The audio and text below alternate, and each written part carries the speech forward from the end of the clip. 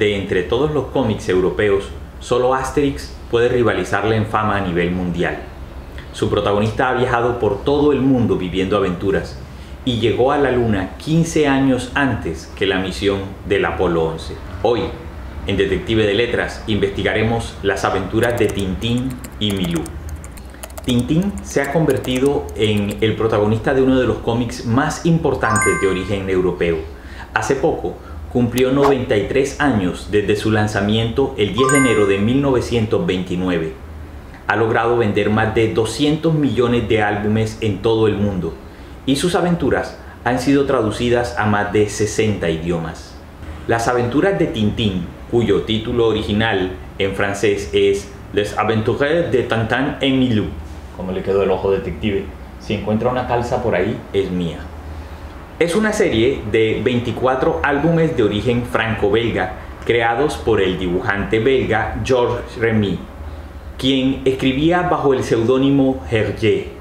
La historieta apareció por primera vez en francés el 10 de enero de 1929, publicada en El Pequeño Siglo XX, un suplemento juvenil del periódico belga El Siglo XX.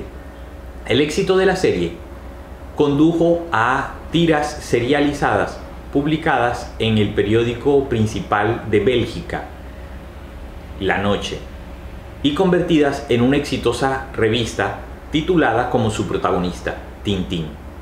En 1950, Hergé creó los estudios Hergé, que produjeron las versiones canónicas de 11 álbumes de Tintín. El cómic ha sido admirado por sus dibujos limpios y expresivos, en un estilo denominado línea clara, característico de Hergé. La acción está ambientada durante un siglo XX en gran parte realista. Sus tramas, bien investigadas, se extienden entre los géneros de acción, aventura y misterio, y se basan en temas de política, historia, cultura y tecnología, compensados, por supuesto, con momentos de comedia física y algunos juegos de palabras. Creación y autor: Georges Prosper Remy, mejor conocido bajo el seudónimo de Hergé, nació el 22 de mayo de 1907 en Etterbeek, Bélgica. Para 1920, inició sus estudios secundarios en el Instituto San Bonifacio de Bruselas, en el que se aburría muchísimo, algo muy común en las personas de inteligencia elevada. El año siguiente entra en el grupo de scouts de su colegio, donde recibe el nombre totémico de Zorro Curioso. Sus primeros dibujos aparecen en la publicación de los scouts del centro escolar llamada Nunca Suficiente, y a partir de 1923 en la revista mensual de escultismo belga Le Boy Scout Belge. Desde 1924, Georges Remy comienza a firmar sus ilustraciones con el nombre de Hergé, que forma con la pronunciación de sus iniciales RG, Remy Georges Hergé.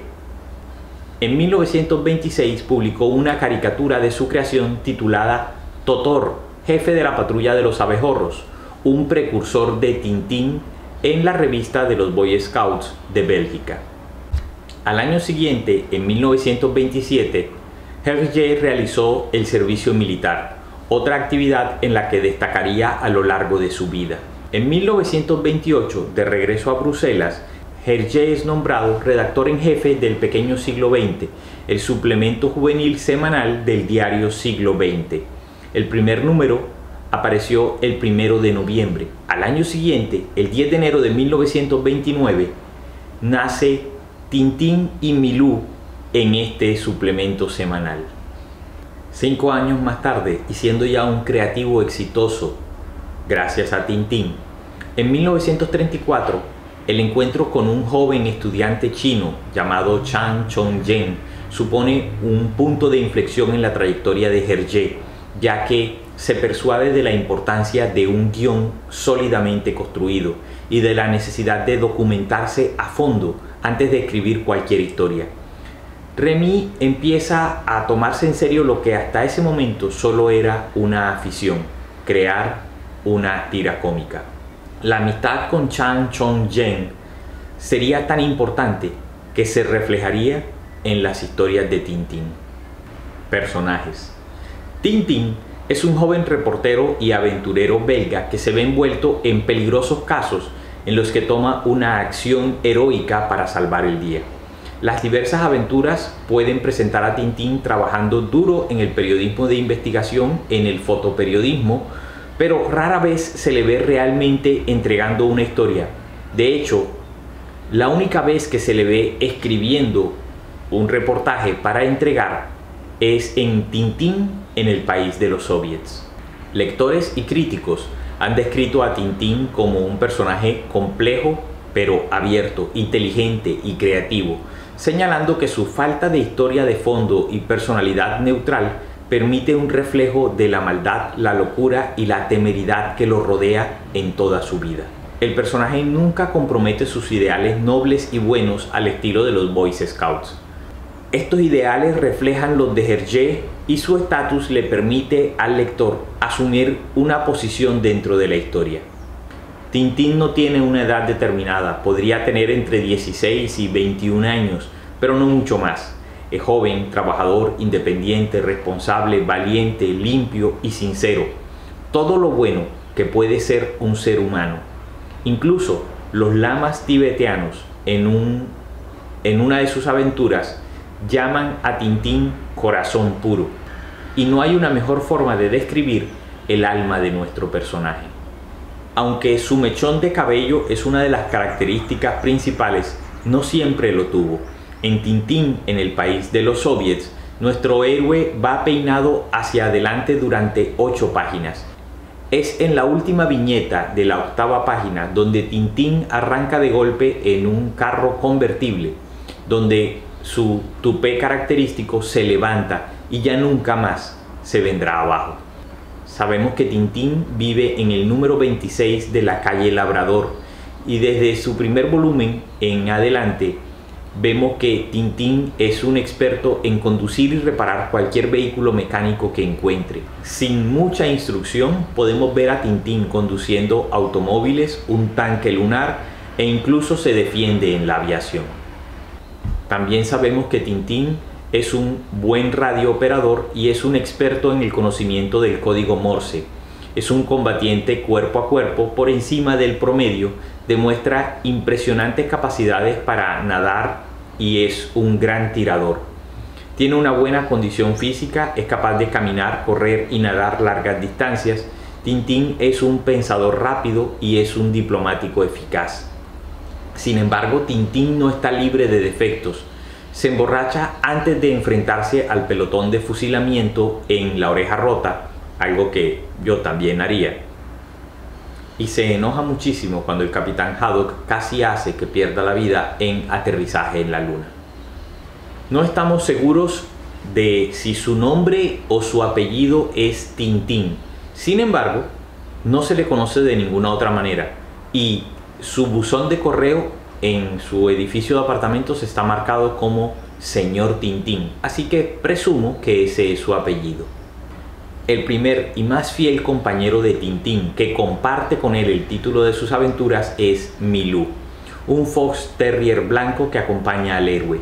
Milou no es capaz de hablar, pero sus pensamientos aparecen a menudo verbalizados en los globos de diálogo de la tira. Generalmente es bastante capaz de hacerse entender. Su afición por los huesos y su más humano gusto por el whisky, en especial por la marca Loch Lomond, la preferida del capitán Haddock, desencadenan a menudo situaciones cómicas y nos presentan algún defecto con el que Tintín pueda hacer contraste. El nombre Milou le fue sin duda inspirado a Hergé por una de sus exnovias, Marie-Louise Van Cutsem, a la que él llamaba cariñosamente Malou. Malou, Milou.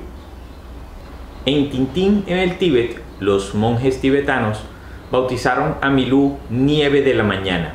En las primeras aventuras, Milou es un compañero necesario para que Tintín pueda dialogar e intercambiar ideas y comentarios con alguien. Sin embargo, aunque Milou es valiente, tiende más bien a una vida apacible y no siempre entiende los impulsos de aventura de su amo. Su generosidad y su lealtad para con Tintín lo obligan a menudo a salir de la ociosidad y a seguir al héroe a las distintas aventuras en las que se mete. Su olfato, su lealtad y su valor permiten a menudo salvarle el pellejo a Tintín y de esa manera escapar del peligro.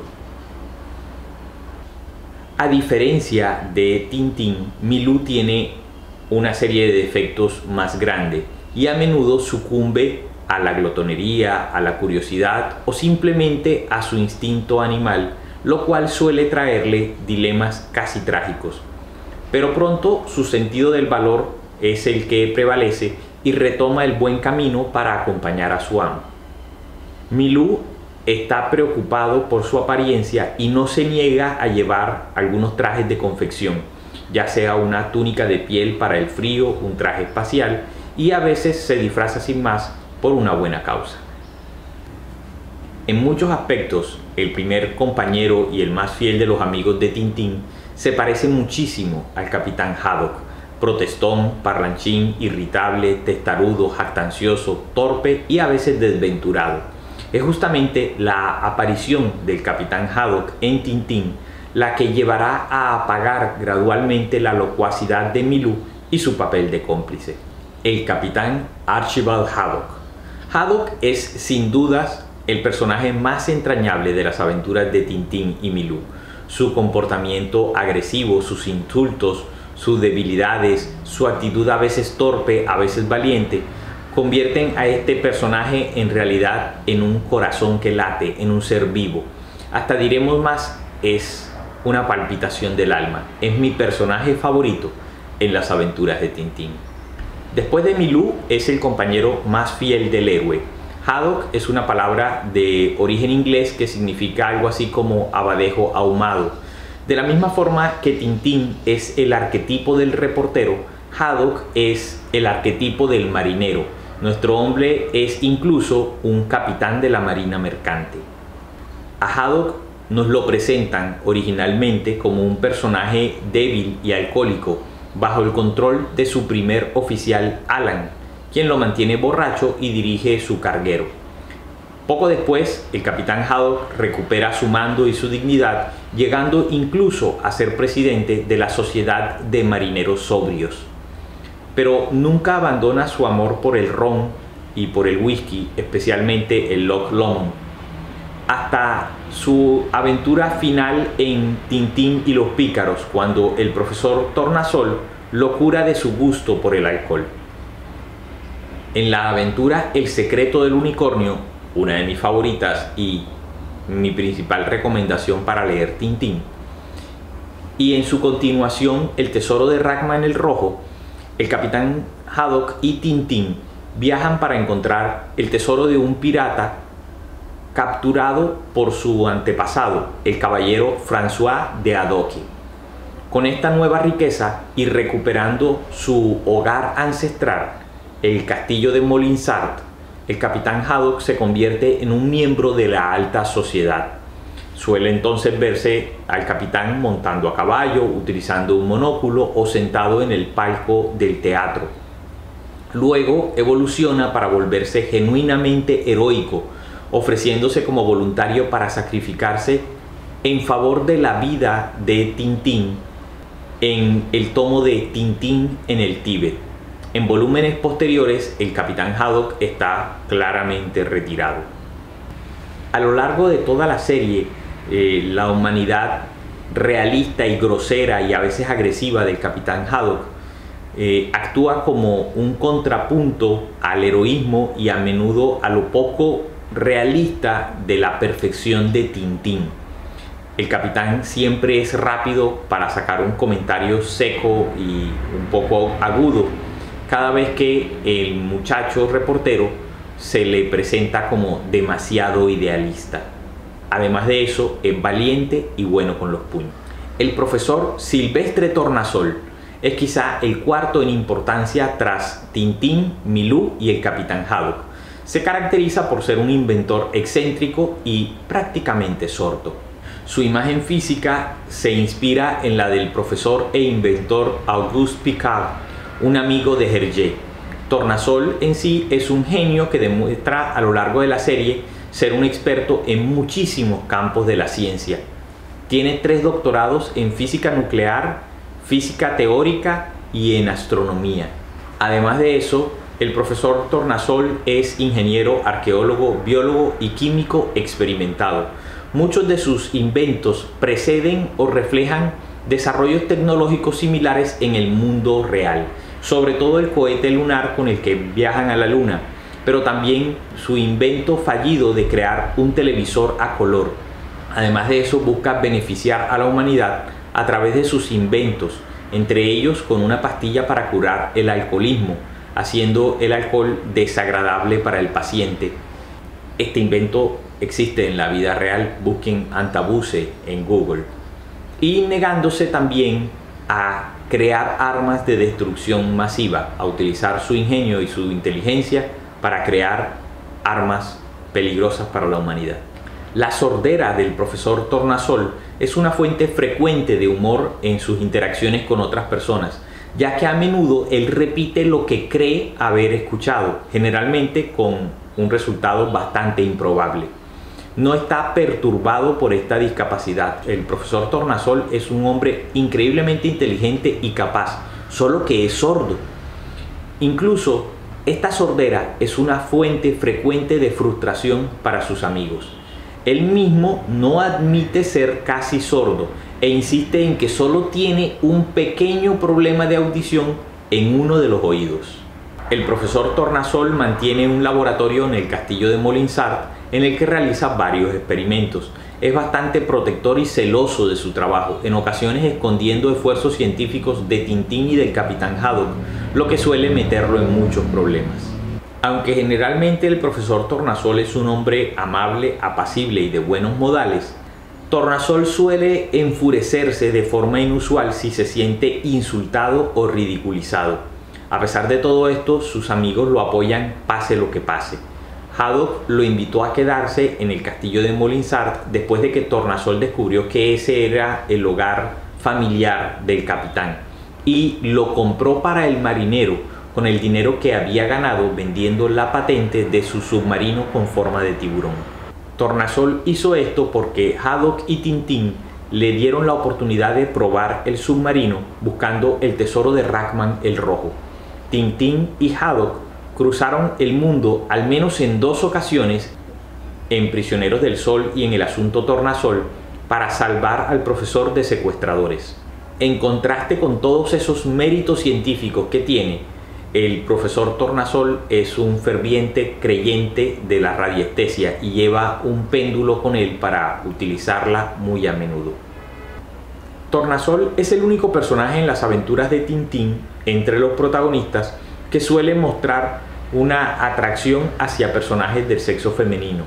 Esto es muy evidente cuando está presente Bianca Castafiore. Tornasol está muy firmemente enamorado de Bianca Castafiore y eso se ve en la estadía de ella en el castillo de Molinsart en el tomo titulado Las joyas de la Castafiore. Durante su estancia, sus experimentos botánicos lo llevan a crear una nueva variedad de rosa a la que le da el nombre de la cantante de ópera en su honor. También se le ve angustiado por el encarcelamiento de Bianca Castafiore en Tintín y los pícaros y se decide a salir en defensa de ella. Hernández y Fernández, Dupont y Dupont en la versión francesa, son una pareja de policías casi idénticos. Suelen llevar bigote, bombín y bastón como sus 3 principales señas de reconocimiento. Solo se distinguen por la pequeña diferencia en la forma del bigote, donde el de Hernández, Dupont, terminado en T, tiene el aspecto de una letra D girada, mientras que el de Fernández, Dupont, terminado en D, lo lleva con 2 pequeñas guías o 2 pequeños rabitos hacia los lados que le dan una forma de T invertida. Pese a las apariencias, creo que no hay ninguna relación de parentesco entre ellos, o al menos eso lo indican sus apellidos.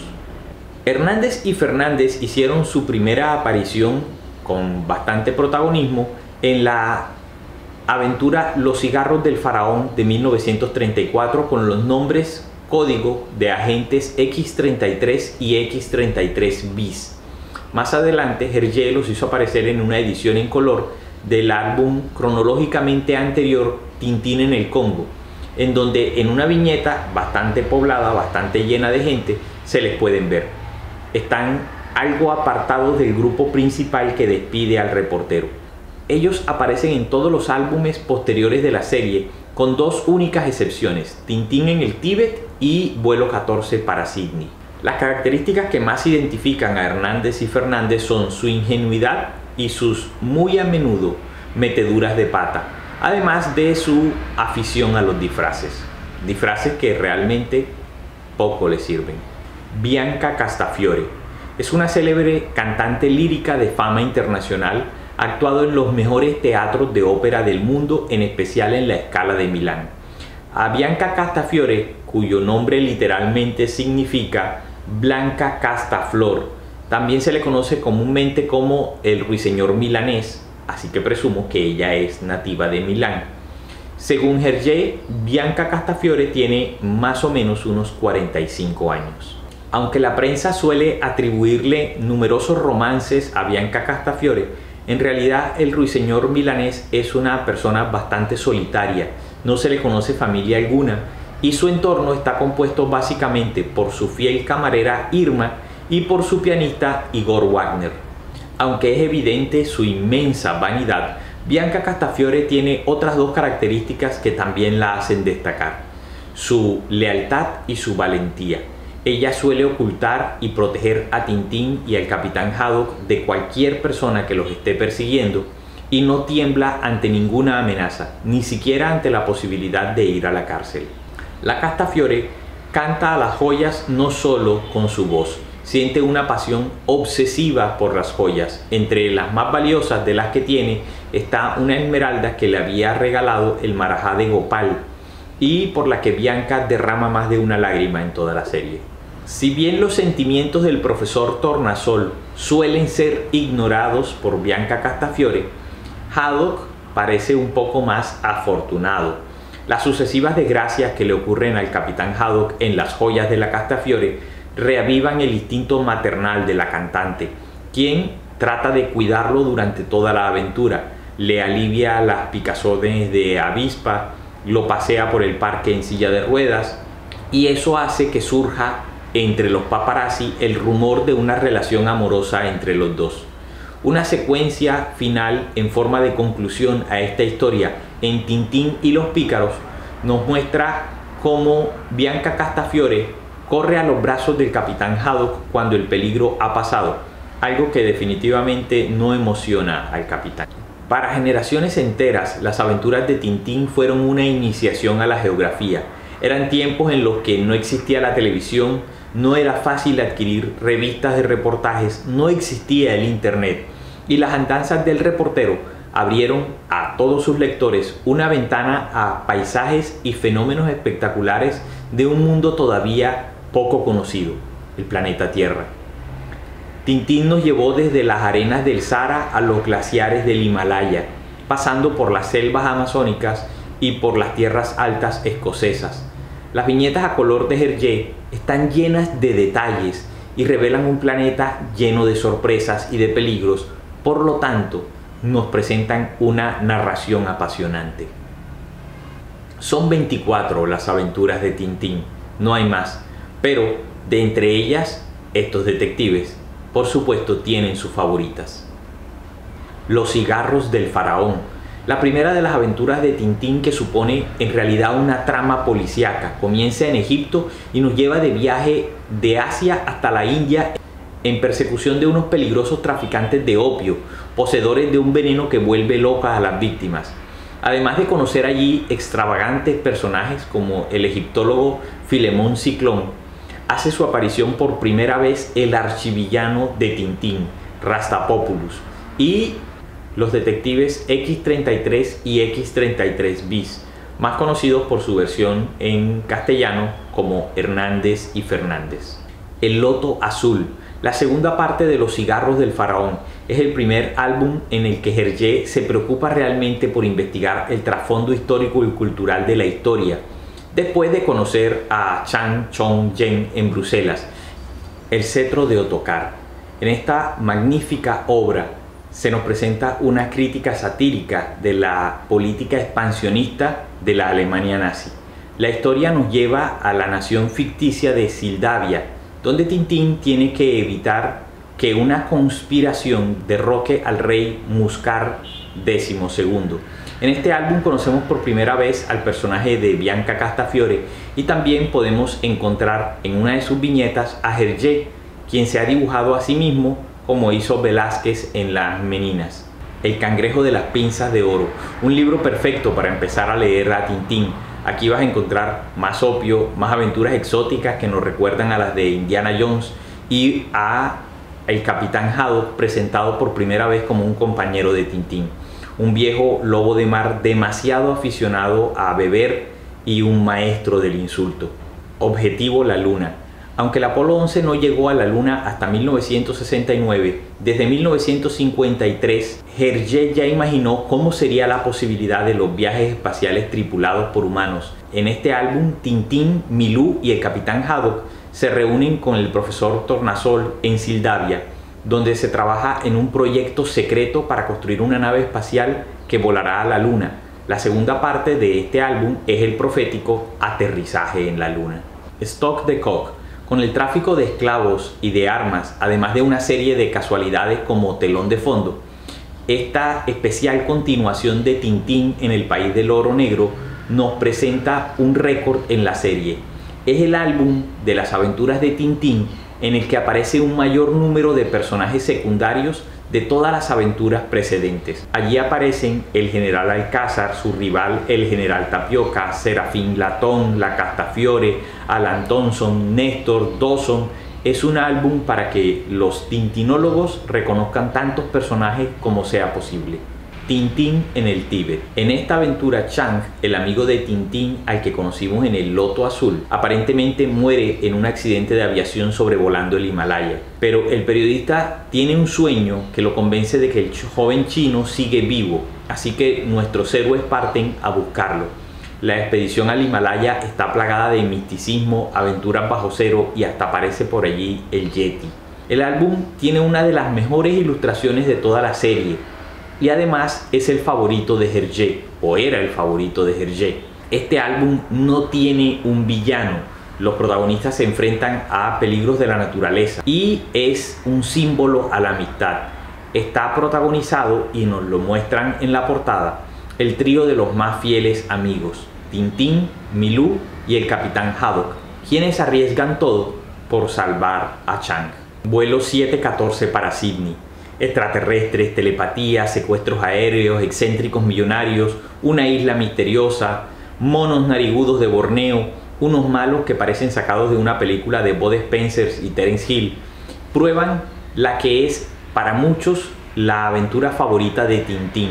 Como curiosidad, Hergé creó al multimillonario Laszlo Carreidas a partir del pionero de la aviación Marcel Dassault, cuya empresa construiría los aviones Mirage y Mystère, entre otros. Mi dupla de aventuras favoritas: El secreto del unicornio y El tesoro de Rachman el Rojo. Una mirada al pasado de la familia del Capitán Haddock, la búsqueda de un tesoro al mejor estilo Indiana Jones y el seguimiento de las pistas para llegar a este, perseguidos por criminales que también lo quieren. Este es una recomendación imperdible. Si solo vas a leer dos aventuras de Tintín, que sean estas. Tintín y los pícaros. Hergé tardó 8 años en realizar el que sería el último cómic completo de Tintín. Con la excusa de la gira de Bianca Castafiore por la República Sudamericana ficticia de San Teodoros, nos adelantamos en una historia de guerrillas, revoluciones y golpes de estado en la que volvemos a encontrar al general Tapioca. En este álbum vemos por primera vez algunos cambios en la estética del protagonista. Por primera vez, Tintín lleva jeans en lugar de sus pantalones bombachos y le vemos practicando yoga y luciendo un casco con el símbolo de la paz. Era el esfuerzo de Hergé por mostrarnos un Tintín un poco más hippie pero no sabremos en dónde habría parado esta evolución hacia álbumes futuros. La última recomendación es, por supuesto, el último de los álbumes, el no concluido, Tintín y el arte alfa, la obra inacabada de Hergé que nos deja al menos dos grandes misterios. El primero, la chica bonita del libro, la primera en serlo, Martina van de Sande, ¿sería un interés amoroso para el héroe? El segundo, al final de lo que se alcanzó a producir de la obra, encontramos a Tintín capturado y encañonado por el enemigo. ¿Sería el fin del héroe? ¿Moriría Tintín en esa obra? Datos curiosos sobre Tintín. Tintín visitó la luna mucho antes que Neil Armstrong. Sin duda, Hergé fue un visionario. Entre 1952 y 1953 publicó La aventura lunar de Tintín, consiguiendo llegar al satélite de la Tierra 15 años antes de que lo hiciera la NASA. Hergé estudió la posibilidad de que el ser humano viajara al espacio y pisara la luna, haciendo que el joven reportero se anticipara a la historia. Posteriormente se publicó esta historieta en francés, firmada por Hergé, Buzz Aldrin y Neil Armstrong. Buzz Aldrin fue el segundo hombre en pisar la luna y su nombre ha pasado a ser legendario no solo por su gesta, sino por Buzz Lightyear. Este cómic se llegó a subastar por 100.000 euros. El apoyo de Hergé a China. Aunque el cómic en sus inicios tuvo una fuerte carga anticomunista con Tintín en el país de los soviets, lo cierto es que Hergé tenía muchas amistades chinas. Uno de sus grandes amigos fue Chang Chong-jen, que dibujó varios símbolos e ideogramas chinos para el álbum El Loto Azul, publicado en 1934, antes del estallido de la Segunda Guerra Mundial, pero en el que ya se puede ver que Hergé apoyaba a China, retratando a los japoneses como malvados y con ansias de imperialismo en el cómic. Tintín fue muy viajero, su creador no. Pese a que las aventuras de Tintín hacen que el reportero recorra varias partes del mundo, como la antigua Unión Soviética, Escocia o el Congo, lo cierto es que su creador, Hergé, nunca visitó estos países. El artista hizo un ejercicio de documentación lo más preciso posible para la narración de esas aventuras, pero los únicos países que visitó fueron Estados Unidos y Taiwán, y los hizo cuando ya era un artista mundialmente reconocido. No tiene ninguna mujer protagonista. Aunque en los cómics de las aventuras de Tintín aparece varias veces como personaje secundario la soprano Bianca Castafiore, lo cierto es que en ninguna de las aventuras tiene personajes femeninos protagonistas, lo que lo llevó a que Hergé fuera acusado de machista y misógino. Además de la ausencia de personajes femeninos potentes, también fue acusado de sexista al representar negativamente a Castafiore, de carácter narcisista y superficial. Varios personajes de las aventuras de Tintín están inspirados en personajes que realmente existieron.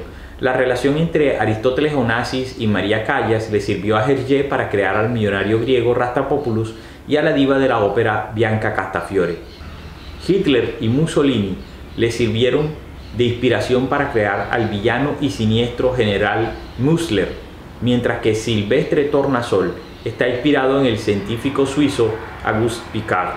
Los detectives Hernández y Fernández tuvieron como referencia al papá y al tío de Hergé, que eran gemelos y que solían vestir de manera similar. Hergé murió a los 76 años el 3 de marzo de 1983 y con él perecieron las aventuras de su personaje más famoso. Varios periódicos franceses y belgas dedicaron sus portadas a la noticia y algunos lo ilustraron con el panel de Milou afligido por el cuerpo inconsciente de su amo. En su testamento, Hergé prohibió que se crearan nuevas aventuras del héroe, con lo cual terminó para siempre con las investigaciones de Tintín. Hoy en día, los beneficios del trabajo de Hergé son propiedad de Molinsart S.A., la empresa a cargo de la segunda esposa de Hergé, Fanny Blaming, y su segundo esposo o su nuevo esposo, Nick Rodwell. Ellos controlan todo lo relacionado con la obra de Hergé. La firma ha logrado poner su nombre en boca de todo el mundo en el noveno arte debido a los cientos de denuncias, juicios, demandas y amenazas alrededor de todo el planeta, sin distinguir si están amenazando o demandando a colectivos, asociaciones, administraciones, empresas, porque nadie puede tocar o utilizar a Tintín sin el permiso de ellos.